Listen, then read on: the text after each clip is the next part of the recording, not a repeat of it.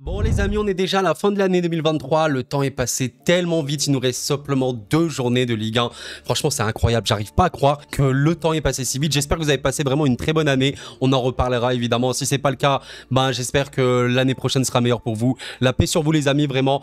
Et voilà, on va donc parler de cette journée de Ligue 1, la 16e, l'avant-dernière journée de l'année. Mais avant de parler de ça, j'ai quand même envie d'évoquer quelque chose d'incroyable. Féliciter l'ensemble des clubs français en Coupe d'Europe, parce que oui, mesdames, messieurs, tous les clubs français ont réussi à se qualifier ou à passer au rattrapage, barrage, tout ce que vous voulez, d'une compétition européenne. Et franchement, c'est super beau. Je sais pas si on a déjà eu ça souvent, mais voilà, Lens qui, malgré un très très beau parcours, à un seul petit point, termine 3e. Et franchement, c'était beau, bien joué les Lensois. Je pense qu'ils auraient largement pu finir 2e, mais l'Europa League n'est pas plus mal, franchement, n'est pas plus mal. Le Paris Saint-Germain, vous savez, mon club de cœur. Ah là là là, je suis quand même très triste de ne pas avoir terminé premier parce que ça annonce un 8e de fou furieux. Mais bon, voilà, évidemment que je suis heureux. Hein, surtout que ça s'est joué à rien du tout. C'est triste, c'est triste. Bon bref, il faut quand même que je parle de l'OM. Hein. On va essayer d'être beau jeu. Bravo à l'OM qui s'est qualifié. Ouais, trop bien. Bon, par contre, ils sont 2e. Donc, ils sont en 16e de finale. Attention quand même. Voilà, ils ont perdu contre Brighton en étant assez impuissants malheureusement. Donc voilà, félicitations à Marseille quand même qui continue son aventure européenne. On a également, vous savez, nos chers Toulousains. Et vraiment, j'ai envie d'applaudir particulièrement Toulouse parce que les amis, Toulouse, un club qui, je pense, n'a jamais fait un 8e ou un 16e d'Europa League. C'est vraiment super bien. Bravo à Toulouse qui termine à 1 point de Liverpool. Exceptionnel Toulouse, bravo, félicitations. Et pour le coup les Rennais, aïe aïe aïe, quelle tristesse parce que aussi 2e, ils terminent à quoi? À quoi, sincèrement? Ce match-là était tellement frustrant parce qu'ils égalisent à la fin contre Villarreal qui leur permettait d'avoir la première place. Malheureusement, le but a été refusé pour une loi très spéciale. Je vous invite à la voir sur internet, mais voilà, c'est dommage pour eux. Mais ils sont quand même qualifiés, donc bravo les Rennais. Et évidemment, on termine par le LOSC, car voilà, bravo, de Conference League, assez tranquillement, premier, voilà, félicitations LOSC qui est totalement vaincu en plus. Donc bravo.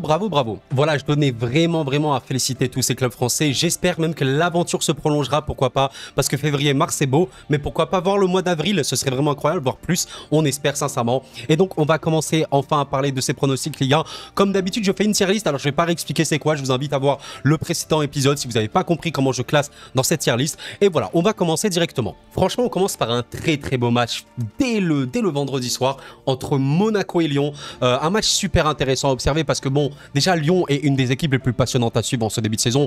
Une équipe qui on promettait la mort absolue et au final on se rend compte qu'ils peuvent avec une victoire contre Monaco sortir de ce marasme dans lequel ils se sont mis. Et de l'autre côté Monaco, voilà, une des meilleures équipes de France actuellement, peut-être la 2e plus belle équipe dans le jeu je pense avec le PSG, voilà, ou peut-être la 3e si on compte Nice, mais je trouve que dans le jeu comme c'est fort, hein, c'est vraiment fort, c'est beau Monaco en plus. Voilà, par contre c'est un peu moins solide, même beaucoup moins solide que Nice, hein, il faut le dire, mais bon ça commence ça par une attaque de feu et voilà, on est sur des dynamiques qui sont plutôt différentes. Enfin c'est très particulier parce que Monaco, il y a quand même des défaites importantes hein, contre le PSG, très lourde défaite, même s'ils n'ont pas du tout été ridicules. Contre Lille, tu perds, c'est un peu dommage, mais après voilà, tu te remets vraiment bien, notamment contre Montpellier, contre Rennes. Rennes, en plus, c'était vraiment une victoire très intéressante parce que Rennes n'a pas du tout été mauvais, mais plus, je trouve que Monaco a plutôt été bon. Franchement, bon, enfin, dans la solidité, je sais qu'ils n'ont pas non plus été ultra méga solides, mais je les ai trouvés un peu meilleurs. Et voilà, honnêtement, un très beau but de Fofana, notamment, qui permet à Monaco de gagner 2-1 et ça confirme un petit peu leur dynamique. On va pas se mentir les amis, ils reçoivent en plus à Louis II. Pour Lyon, ça risque d'être très compliqué, même si Lyon, il s'est passé quelque chose d'exceptionnel. Et oui, une victoire historique. Je pense qu'on peut dire que Lyon est peut-être la meilleure équipe de tous les temps aujourd'hui, on peut le dire hein, réellement. Bon allez, on va être sérieux 2 secondes. En vrai, un triplé de Lacazette qui remet directement Lyon sur les bons rails, même si en vrai c'était un peu chaud parce que Toulouse aurait largement pu revenir dans le match avec le penalty qu'ils ont raté, ou du moins que Lopez a arrêté après l'avoir concédé. En vérité, c'est très bizarre. Et voilà, et en vrai, je trouve que, vous savez, ce dispositif-là, pour Lyon, il est vraiment pas si mal parce que on a quand même, bon, Tolisso, je suis pas fan, hein, je vais pas vous mentir les amis, Cacré, évidemment, il faudrait le mettre dans les meilleures dispositions, mais là, pour le coup, on a eu le Lacazette un petit peu efficace, comme ce qu'on a pu voir par rapport à Aubameyang à l'OM, et c'est ce qu'il faut. Voilà, avec Noama et Cherki, bon, dans ce rôle d'ailier, c'était pas si pire, mais je trouve que c'était surtout un match où Lacazette a pu briller, et tant mieux pour lui et pour Lyon. Voilà, même si, voilà, comme d'habitude, on connaît Lyon, c'est toujours la crise, hein, c'est pas parce qu'ils ont battu Toulouse que c'est plus la crise. T'as toujours une défense très lente, voilà, il faut le dire. Et là, je vous avoue, tu vas affronter l'Armada de Monaco.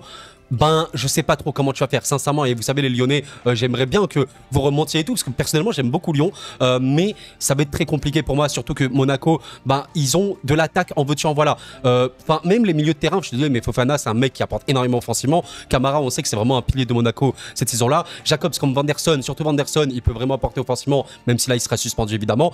Évidemment la défense et l'animation défensive est le point faible de Monaco, mais quand tu as Golovin, Minamino, Balogun, potentiellement sur le banc t'as Ben Yedder, etc.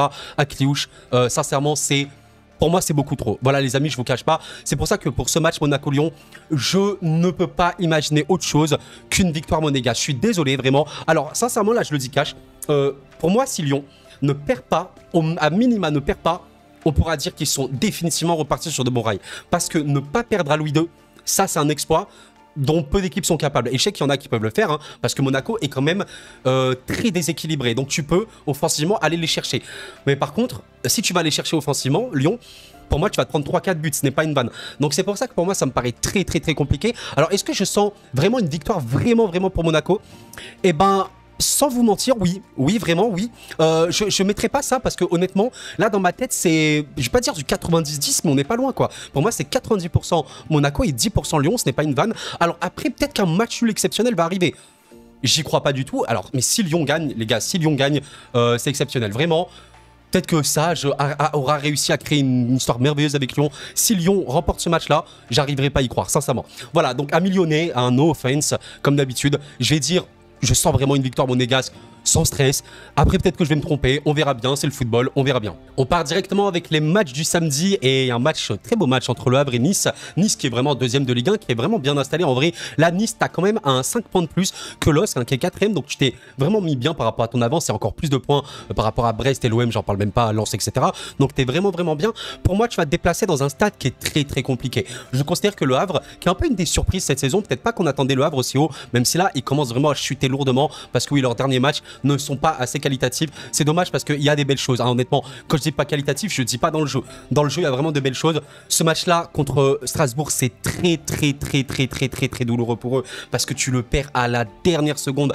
T'as pas fait un match ignoble non plus. Côté Le Havre, c'est très dommage. Et le match d'avant, évidemment, tu reçois le PSG, mais t'as été plutôt exceptionnellement bon. Sincèrement, tu aurais pu battre le PSG. Moi, je suis un supporter parisien, les gars, mais je le dis cash, tu aurais totalement pu battre le PSG, hein, réellement. Et c'est vraiment dommage. T'as une très belle équipe. Moi, je considère que l'équipe du Havre, elle est assez complète, elle est très courageuse. T'as des bons joueurs à droite, à gauche. Kouziaev, il est vraiment très bon. Keshta, Bayo, ça, c'est vraiment de très bons joueurs. Loïc Nego, Desmas, très bon gardien. En vrai, c'est une équipe qui est assez complète, même si, évidemment, elle est très tendre offensivement. Quand on peut regarder, voilà, 13 buts marqués, c'est pas beaucoup, hein. D'ailleurs, le Havre, c'est l'équipe qui a le plus de matchs nuls, en vrai, en Ligue 1. 0-0, et en plus, le plus de 0-0. Là, vous en avez 1, 2, 3, 4, 5, les gars. C'est assez effrayant. Et là, pour le coup, il faudra que tu fasses un grand match contre Nice. Et je pense que c'est totalement faisable. Nice, maintenant, c'est bon. À encaisser des buts, voilà. Il y a plus, vous savez, ce blocage psychologique en mode on va penser qu'à défendre. C'est un peu plus relâché. Donc voilà, ça a pris 2 buts chez les 2 derniers matchs. Mais je pense qu'à partir du moment, c'est plus trop un problème. Parce que Nice va vraiment assumer son jeu, tu vois.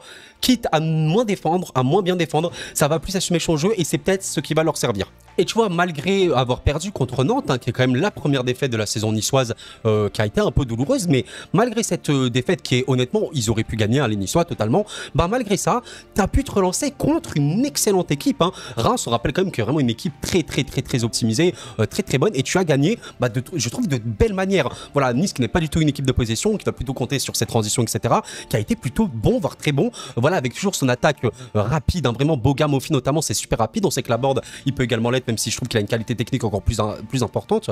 Voilà, vous avez un milieu de terrain aussi fort, malgré l'absence de Thuram, bah, Andeya Chimier, je pense, c'est un peu le pilier actuellement côté niçois. Et évidemment, toujours ce triangle de fer, Boulka, Todibo, Dante, qui fait qu'ils sont très bons, et notamment Barbe. Enfin, pour moi, Nice, c'est une équipe très complète, qui a à peu près tout ce qu'elle veut, à peu près à tous les postes. Il y a peut-être une profondeur de banc, pas ouf non plus, mais c'est loin d'être une des pires équipes de Ligue 1 parce que quand tu as Boudaoui notamment, quand tu as Claude Maurice, je sais que ça fait pas forcément l'unanimité, c'est pas si pire, vraiment c'est pas si pire. Et en vrai, voilà, Nice qui va se déplacer au Havre, ça va être un très beau match. J'ai vraiment hâte de le voir ce match parce que j'ai beaucoup de mal à le pronostiquer. Pour moi, le match peut totalement se terminer en match nul, vraiment, mais il peut totalement se terminer en victoire du Havre, j'insiste, mais il peut totalement se finir en une victoire de Nice. Alors c'est vraiment ultra compliqué pour moi de pronostiquer ce match-là, vraiment. Le fait que le Havre joue à domicile, ça joue beaucoup à leur faveur parce qu'à domicile, on sait qu'ils sont vraiment très fort. honnêtement, ils sont difficilement prenables, je trouve. Maintenant, est-ce que je suis vraiment prêt à mettre victoire du Havre? Ce serait quand même fou, vraiment. En fait, j'aimerais dire aux supporters du Havre, il y a des arguments pour gagner. Il y a vraiment des arguments pour gagner. Je pense quand même que Nice est vraiment sur une dynamique vraiment trop bonne. Je vais dire une victoire pour Nice, mais bon, je sais pas comme si je la sentais à mort comme pour Monaco. Là, pour le coup, je suis un peu plus sur du 60% Nice, 40% Le Havre, tu vois. Mais partez du principe, les amis, que dans ce match, tout est possible, vraiment. Vous me dites qu'il y a eu match nul, je vais pas être choqué. Vous me dites que Le Havre a gagné, bah je serais pas choqué, mais je serais en mode ah ouais, vraiment, Le Havre, il faut pas jouer avec eux. Je pense que le match nul serait peut-être le plus probable, mais je vais dire une victoire niçoise, voilà, sans la sentir non plus à mort, je vais dire une victoire niçoise. Pour moi, ce match est un choc, les amis, je vous le dis sincèrement, entre Lens et Reims, deux équipes très serrées dans le classement, bah c'est littéralement 7e et 8e, avec un Reims qui est, c'est dommage, c'est dans les derniers matchs, perd quand même pas mal, mais a toujours cette qualité qu'on connaît, et voilà, qui va comme se déplacer à Bollaert. On sait que Bollaert, c'est une forteresse un peu impénétrable, et voilà, on va pas se mentir, Lens, c'est une équipe qui ne perd pas, honnêtement, voilà, on va pas compter la Ligue des Champions, mais les amis, la dernière défaite lensoise, c'était en septembre, hein, littéralement, contre Metz, avec, voilà, tout le temps, je dis ce match-là, où Metz tire 2 fois, il marque un but, et Lens tire 31 fois, et ne gagne pas, ne marque même pas, c'est une anomalie, mais hormis ce match-là, sincèrement, ils ont pas perdu depuis tellement longtemps, bah, c'était contre Monaco, voilà, où ce match-là, pour le coup, ils ont vraiment pas été bons. Pour moi, c'est ça, en vrai, sans insulter Metz, hein. Pour moi, c'était là, le dernier match où Lens a été vraiment très mauvais, et depuis, il y a eu des matchs certes moins bien, mais tu as eu des matchs où tu as vraiment été très bon, et honnêtement, là, je vais pas vous mentir, c'est vraiment un très gros challenge pour Reims, vraiment, parce que tu vas te déplacer contre une équipe qui va vraiment être très solide. On rigole, hein, mais Lens, c'est 15 buts encaissés. Alors, ok, c'est pas la meilleure défense, mais mine de rien, sur les derniers matchs, ça prend pas non plus 2 milliards de buts, il faut le dire. Ok, t'as quand même 2 buts contre Lyon, qui c'est un peu dommage, hein, parce que voilà, c'est 2 coups de pied arrêtés. Mais à part ça, là, tu fais un clean sheet, là, tu fais un clean sheet, là, tu fais un clean sheet, là, t'en fais un. Je veux dire, on n'en parle pas trop, mais il y a vraiment une solidité côté lensoise, hein, vraiment. Et là, pour le coup, Reims, voilà, qui est vraiment une belle équipe, c'est dommage, sur les derniers matchs, c'est compliqué. Voilà, t'es un peu les hauts et les bas, hein, voilà. T'arrives à battre Nantes, t'arrives à battre Lorient, excusez-moi, mais en même temps après tu perds contre le PSG après un match très frustrant parce que t'es super bon, tu perds contre Rennes, c'est dommage parce que t'avais des arguments. Là voilà, contre Strasbourg tu arrives à gagner, au final tu fais un match dommage, un peu décevant contre Nice et tu le perds. Ça va être dur pour Reims, on va pas se mentir, ça va être dur. Je pense pas qu'ils sont au top de leur forme psychologique, en vrai de vrai. Je pense que c'est aussi ça qui va peser, et surtout vous savez qu'il y a des rumeurs par rapport à leur coach, ça peut perturber l'équipe, hein. Je suis désolé les amis, mais qu'on le veuille ou non, Witsel, on sait pas s'il va rester, et pour moi ça peut vraiment perturber l'équipe. Honnêtement, pour moi c'est un match qui peut totalement se terminer en match nul, parce que c'est quand même Lens, une équipe aussi qui est solide, qui va évidemment jouer, mais Reims peut rester en bloc bas et tenir le coup, et honnêtement le match nul me paraît également le plus probable. Après, sincèrement, là pour moi il y a quand même un avantage net par rapport à Lens, on va pas se mentir les amis. En plus vous avez quand même Lens qui reste sur une victoire exceptionnelle contre Séville, qui leur permet de continuer leur aventure en Europa League, et ça c'est vraiment les émotions. Franchement c'est super beau pour eux, et vraiment vous savez, le fait que Lens se qualifie, c'est aussi beaucoup de boost, beaucoup de bonne énergie, et pour moi je partirai quand même sur Lens là, sur ce match là.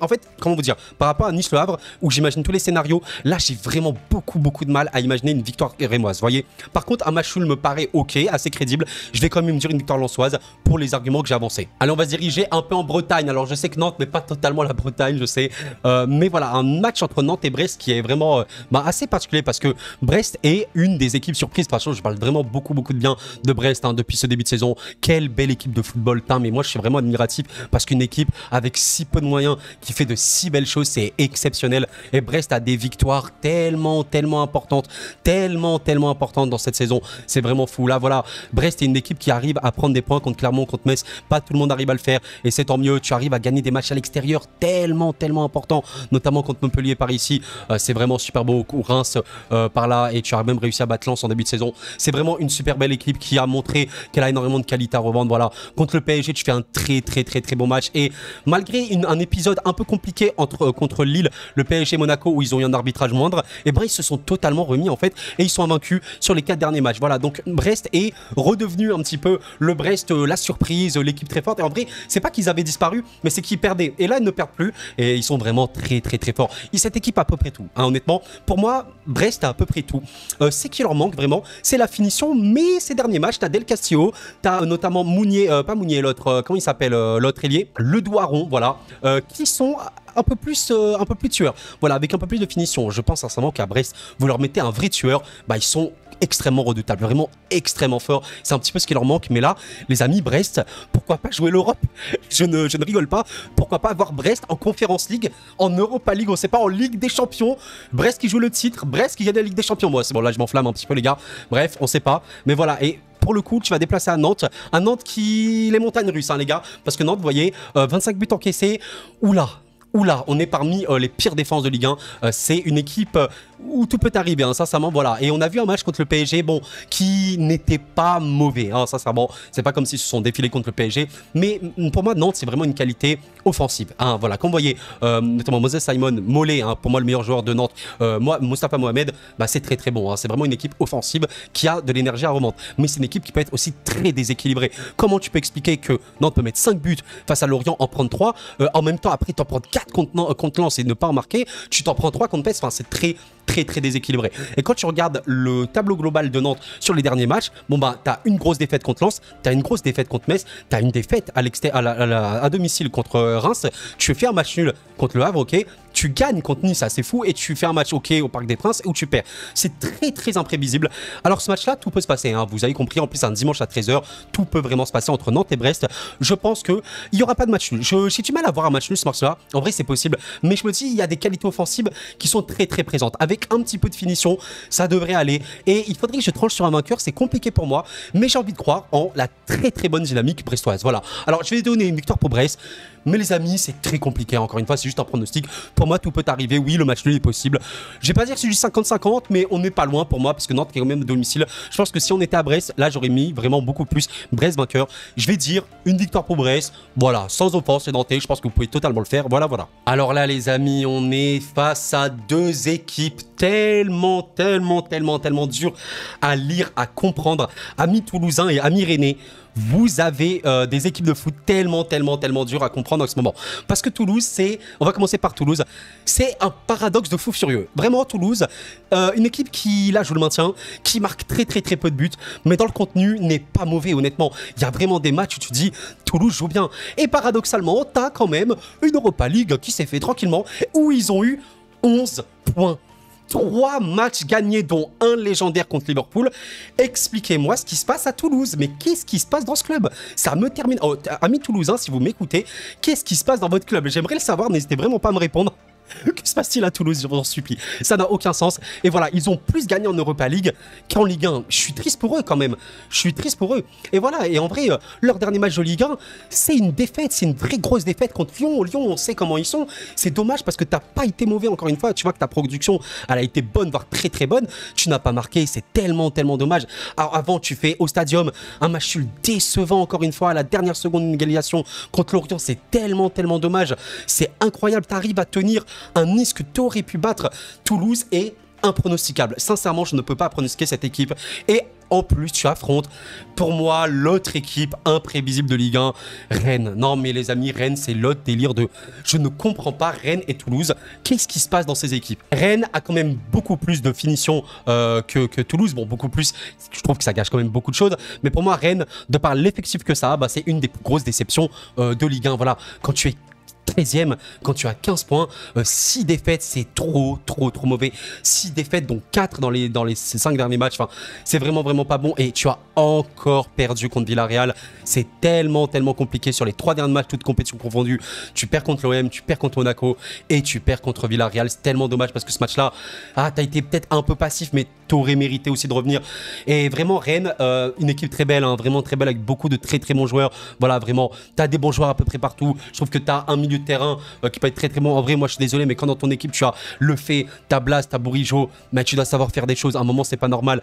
Quand tu vois que t'as un banc, je suis désolé, mais t'as un banc. C'est pas comme s'il y a des équipes de Ligue 1 qui n'ont pas de banc. Kalimundo, c'est peut-être pas le Messi, mais il est fort. Je veux dire, c'est un bon joueur de Ligue 1. Gouiri, il est aussi bon. Bon, Blas, voilà, il a été sur le banc, mais c'est vraiment des très bons joueurs. Et là, les gars, Toulouse-Rennes, mais qu'est-ce qui va se passer dans ce match-là?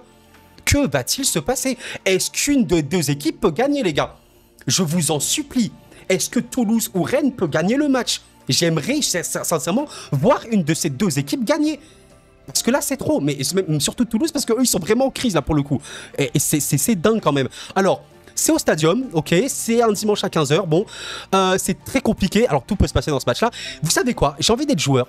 Et imaginez enfin, oui, enfin une victoire toulousaine. Parce que je me dis, allez, ils vont enfin profiter de leur bonne dynamique en fait qu'ils ont depuis Liverpool. Parce que contre Liverpool, ils gagnent, et voilà, donc bonne dynamique. Contre Lyon, Lille, ils ne perdent pas, donc c'est bien, même si c'était très compliqué. Contre Nice, ils font un bon match qu'ils perdent. Après, ils font un match nul. Après, ils refont un match nul. Dommage, ils sont un peu troués par Lyon. Et là, tu regagnes contre Lask à l'extérieur. J'ai envie de croire que c'est bon là. J'ai envie de croire que Toulouse va gagner un match avec un Rennes toujours en crise compliquée, psychologiquement ça va pas trop, le moral, j'ai envie de croire en une victoire toulousaine, mais bon, tout est possible. Est-ce que quelqu'un peut gagner? Pitié, un des deux gagner. On en a marre de vous voir perdre, s'il vous plaît, gagnez un match, je vous en supplie les gars. Alors les amis, j'allais dire deux équipes, Metz et Montpellier qui jouent le maintien. Est-ce que vous êtes d'accord ou pas? Parce que bon, voilà, Metz et Montpellier sont dans le ventre mou, voire bas en vrai, surtout pour Montpellier. Ont 16 points et 14 points chacun, c'est un peu compliqué. Et en vrai, j'ai envie de me dire, oui, peut-être que les deux équipes jouent le maintien. Bon, pour Metz qui arrive de Ligue 2, c'est assez logique, ils jouent le maintien quand même. Quand tu arrives de Ligue 2, ton but c'est le maintien. Ok. Par contre, pour Montpellier, bon bah tu vois que t'es en crise. Je pense que Der Zakarian ne gère plus du tout son effectif. Alors, je pense qu'en fait, c'est un climat un peu anxiogène, un peu malsain à Montpellier. Et je pense que Montpellier, c'est une équipe où tu peux vraiment énormément t'ennuyer. Il y a pas beaucoup de belles choses. Sincèrement, Montpellier, je suis désolé les amis. Moi, voilà, je suis un peu un neutre par rapport à Montpellier, mais j'éprouve peu de plaisir à voir Montpellier. Pourtant, il y a des bons joueurs. Hein, voilà, Sabanier, je pense, c'est un peu le meilleur joueur. El Tamari, il est vraiment bon. On l'a vu en début de saison. Bah, Adams, je suis désolé, mais il devrait apporter plus. C'est voilà, c'est un peu compliqué pour Montpellier. C'est une équipe qui me donne pas beaucoup de hype. Ça pourrait être mieux et ça se traduit aussi sur le terrain parce que voilà, 20 buts encaissés, bon, c'est pas la pire défense, mais voilà, tu as pris plus de buts que tu en as mis. C'est dommage avec ta qualité offensive. C'est dommage Montpellier. Sincèrement, c'est dommage. En fait, Montpellier, le problème, c'est qu'il y a peu d'espoir quand tu vois les matchs parce que regarde sur les derniers matchs, tu perds contre le PSG, tu fais un match contre Nice. T'aurais pu mieux faire, ok, mais voilà, tu fais quand même un match nul, tu perds à domicile contre Brest, tu fais un match nul contre Clermont, tu perds contre Monaco, et tu fais un match nul contre Lens. T'as des matchs où tu marques pas de but, où tu en marques un seul, c'est très compliqué. Voilà, sur les 6 derniers matchs Montpellier-Rhin, t'as 2 buts, c'est une équipe qui va vraiment pas bien du tout en vrai. C'est une crise et là pour le coup tu vas te déplacer à Saint-Symphorien avec un Metz qui est dans une phase plus compliquée les 2 derniers matchs mais qui a vécu un moment de répit assez fou parce que voilà tu avais quand même depuis leur défaite contre Nice et Monaco, tu avais quand même un match nul contre le Havre important, un match nul à Lyon, une très belle victoire à Nantes, une très bonne victoire à l'extérieur contre Lorient.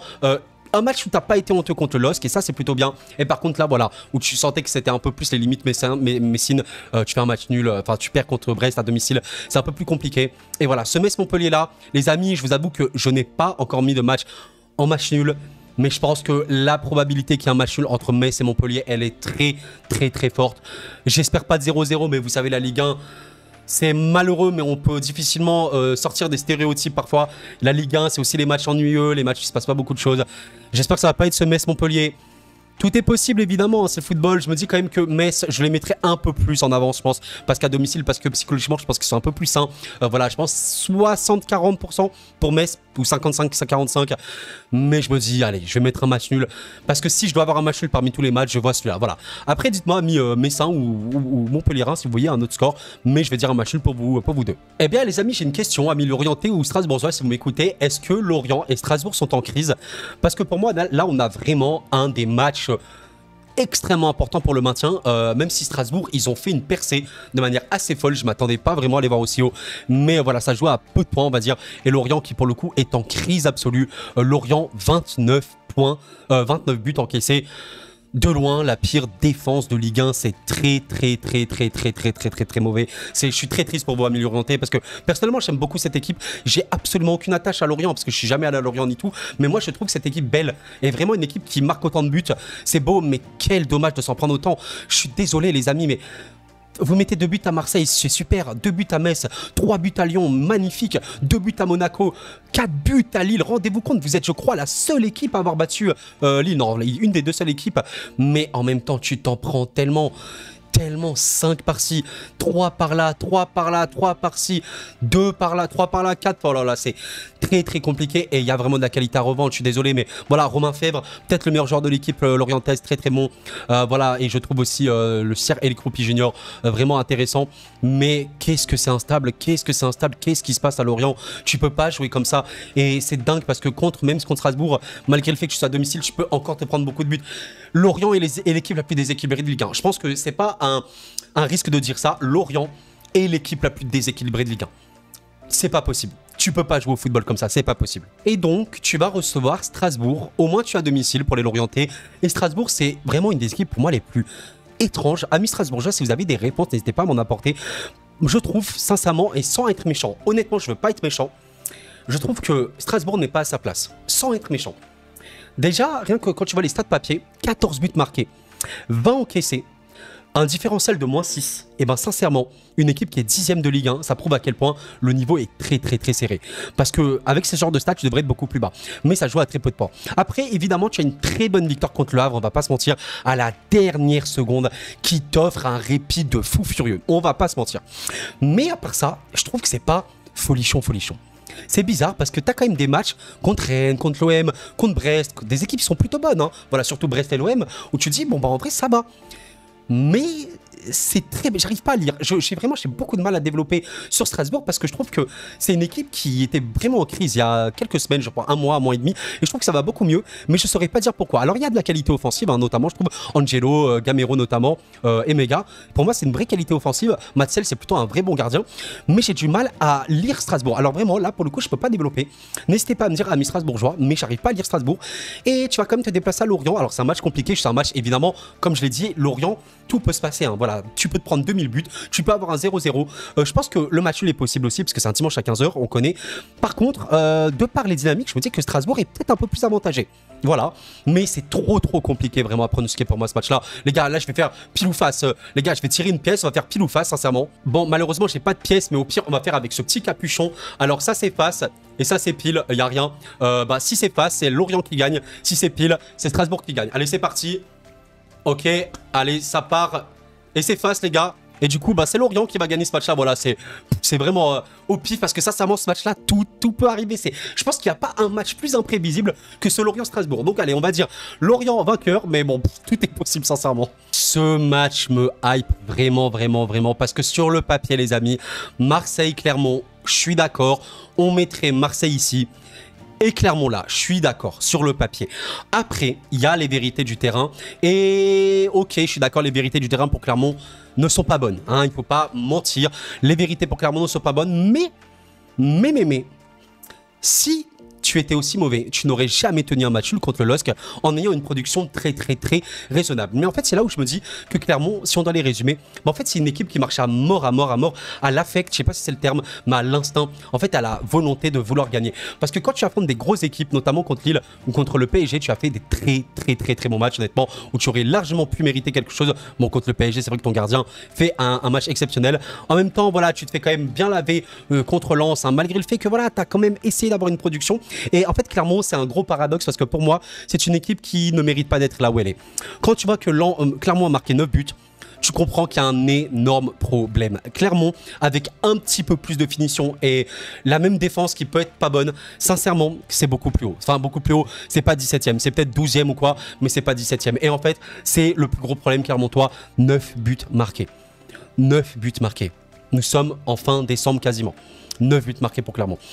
C'est très compliqué. Et là, pour le coup, tu vas te déplacer au Vélodrome. Alors oui, pour moi, là, le fait que tu es à l'extérieur, ça va être beaucoup trop compliqué. Même si on sait que Marseille, voilà, sur le dernier match, a perdu, ok, contre Brighton avec un match très peu qualitatif. Je pense que Marseille peut-être essaie de jouer le nul jusqu'au bout. Mais bon, tu as été mauvais à peu près sur tous les compartiments. Tu t'es un peu fait manger contre Brighton. Mais bon, c'est la première ligue, on connaît. Mais à part ça, tu as des très bonnes victoires. Sur les derniers matchs, tu fais vraiment de très bonnes victoires, notamment contre Rennes, contre Lyon. Et voilà, cette victoire-là contre Lorient qui est particulière parce que tu concèdes beaucoup d'occasions. Mais voilà, comme je l'ai dit précédemment, Lorient, c'est une des équipes qui est la plus imprévisible. Mais à part ça, tu as vraiment une qualité offensive que tu vois enfin. Voilà, vraiment, je pense que c'était une bonne formule comme ça avec cette double pointe de Vitinha Aubameyang. Tu as été plutôt très bon. Et honnêtement, les amis, je ne vois pas comment Marseille ne va pas gagner ce match-là. Franchement, un autre résultat qu'une victoire pour Marseille, je serais choqué quand même. Parce que si c'était clairement l'OM, là, j'aurais revu mon jugement. Parce que clairement, à domicile, c'est différent. Mais là, tu es au Vélodrome.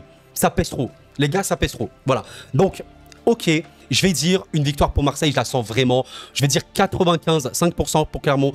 Mais on ne sait pas. Je trouve que Clermont joue bien, quoi. Ça joue bien, ça a du cœur et tout. Mais qu'est-ce que c'est en crise mentalement? C'est tellement triste, ça ne marque pas de but, les gars. Et j'ai bien peur que Clermont ne marque pas demain. Enfin, demain, je sais pas quand, samedi. dimanche. Je ne sais pas. C'est très très douloureux. C'est très douloureux. Je vais dire une victoire pour Marseille. Pour le coup, je la sens vraiment, vraiment. Et là, le match le plus dur pour moi en tant que supporter parisien. Un déplacement que je n'aime pas du tout. Pas parce que je n'aime pas le stade de Lille. Pas du tout, du tout. Mais parce que je n'aime pas me déplacer à Lille. Parce que souvent, Lille fait beaucoup de mal quand on se déplace chez eux. Ce match entre le LOSC et le PSG, c'est le choc, les amis. Et là, pour le coup, je la sens pas trop. Là, je vous avoue, je la sens pas trop. Parce que le LOSC est vraiment fort, est vraiment, vraiment très solide. Et le PSG, on peut pas dire que c'est ça, même s'ils sont forts, évidemment. On sait que Pierre Mauroy peut avoir des soirées où tu vas être en fusion, on le sait. Évidemment, tu reçois le PSG, tu vas être en fusion absolue. Tu es premier de Ligue 1, voilà le PSG, et Lille est en embuscade. Bon, en embuscade, voilà, 4ème, 27 points, très très bon. Mais je pense que ce qu'il faut vraiment noter sur Lille, et on a tendance à l'oublier, mais c'est une des meilleures défenses de Ligue 1. Voilà, c'est littéralement la 12e meilleure défense de Ligue 1. 11 buts encaissés, je suis désolé, mais c'est très bon. Vraiment super bon. Voilà, c'est pas non plus la meilleure attaque, quand même, faut pas se mentir, mais c'est des matchs aussi, je trouve, très aboutis, malgré le fait qu'il peut y avoir parfois des déceptions un peu bizarres. Voilà, notamment contre Clermont, c'est dommage. Pourquoi t'arrives pas à gagner ce match-là? Bon, Clermont était plutôt bon, ok, mais t'arrives à... En fait, ce qui est drôle avec Lille, c'est qu'il y a beaucoup de victoires 2-0. Et tu vois que, en fait, pour moi, il y a une différence, vraiment, j'insiste les amis sur ça, pour moi, il y a une vraie différence entre gagner 1-0 et 2-0. Parce que quand t'arrives souvent à faire des 2-0, 2-0, 2-0, bah ça indique déjà que de 1, que tu n'arrêtes pas de jouer, et de 2, que t'as une finition quand même si elle n'est pas drastiquement bonne, elle est pas dégueulasse non plus. Et quand tu vois que tu gagnes 2-0 contre Lyon, 2-0 contre Metz, 2-0 contre Monaco, et ben c'est vraiment super bien. Même s'il y a des matchs voilà, un petit peu décevants, ce match-là contre Marseille, il est pas ouf. Ce match-là contre Lens, il est pas ouf. Je suis d'accord, c'est une équipe qui peut faire encore beaucoup mieux. Tu finis premier de ton groupe de Conference League largement. Voilà. Et tu as évidemment une armada offensive qui est vraiment très bonne. Je pense que Zegrova est un des meilleurs joueurs de Ligue 1 aujourd'hui. Yoro est un des meilleurs défenseurs de Ligue 1, même d'Europe, sincèrement. Mais Zegrova, il est exceptionnel. Sa qualité de dribble, elle est folle. Et je pense sincèrement que cette équipe-là, si elle est comme ça, elle peut faire d'énormes dégâts au PSG. J'insiste là-dessus. David, s'il est un peu inspiré, qu'il utilise sa vitesse et tout, il peut faire beaucoup de dégâts. Je vois bien Zegrova marquer contre le PSG, sincèrement. Il y a vraiment de bons joueurs à peu près partout, Thiago Santos, etc. Et c'est une très bonne défense. Alors voilà, maintenant que j'ai dit ça, moi je supporte le PSG. Est-ce que je le sens bien? Sincèrement, les gars, je ne me sens pas bien. Je ne me sens pas bien. Mais pas parce que je sous-estime le PSG, évidemment qu'on peut gagner ce match-là. Mais le PSG peut battre tout le monde. Les gars, même le PSG peut battre Manchester City sur un match. Tu sais pas, au Parc des Princes et tout, bien sûr. Même chez eux. Bon, après, c'est vrai que c'est beaucoup plus compliqué chez eux. Tout peut arriver. Mais c'est pas pour autant que je suis vraiment confiant. Sur ce match, j'ai vraiment peur. Pas parce que, voilà, encore une fois, le PSG est bon. Tu restes donc sur un match très frustrant contre Dortmund, où tu encaisses... concède beaucoup d'occasions quand même, faut pas se mentir. T'as quand même eu du mal dans l'entrejeu, l'entrejeu il a un peu souffert, même si voilà, c'est très frustrant parce que t'as trop tiré. Et les amis, j'ai eu une haine sans limite envers Randal Kolo Muani, je suis désolé, parce que de base j'aime beaucoup de joueurs, même quand ils jouent à Nantes et tout, mais là c'est douloureux. À l'aide Randal, sauve-nous, pitié, arrête d'être comme ça, pitié. Mais avant ça, voilà, si on compte pas la Ligue des Champions, bon c'est quoi le PSG? Une victoire, enfin une victoire,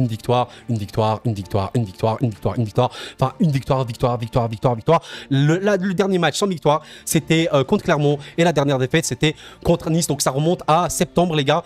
Le PSG, au-delà de faire des matchs nuls, gagne avec beaucoup de répondants, avec beaucoup, enfin tu sens que c'est vraiment une équipe très forte, malgré évidemment des matchs qui n'ont pas été parfaits. Contre le Havre, t'as vraiment beaucoup subi. Ok, il y a eu un carton rouge.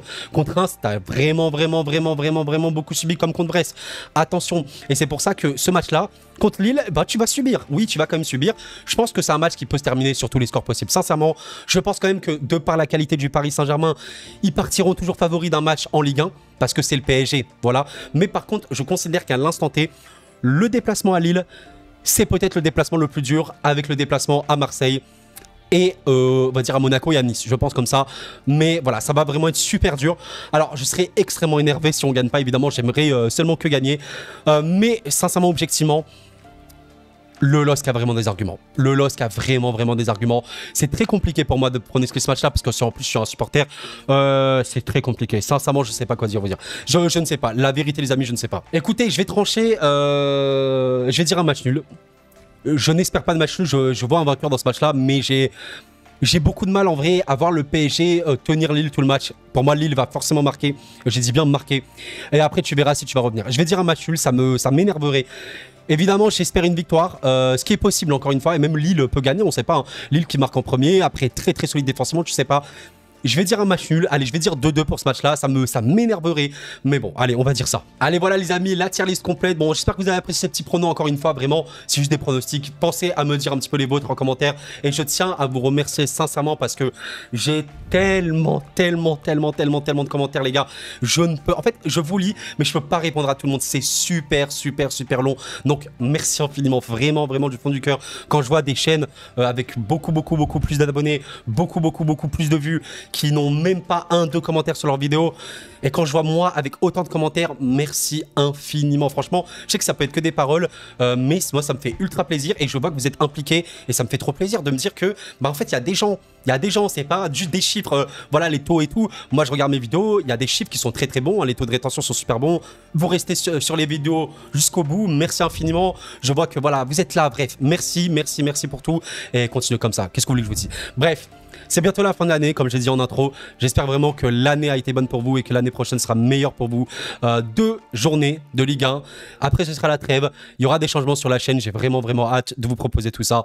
Je suis en train d'apprendre de manière vraiment intense le montage et tout ce qui en suit. Et j'espère vraiment vous proposer ça au plus vite. Bref, merci d'avoir suivi les amis. C'était Koro et la paix sur vous.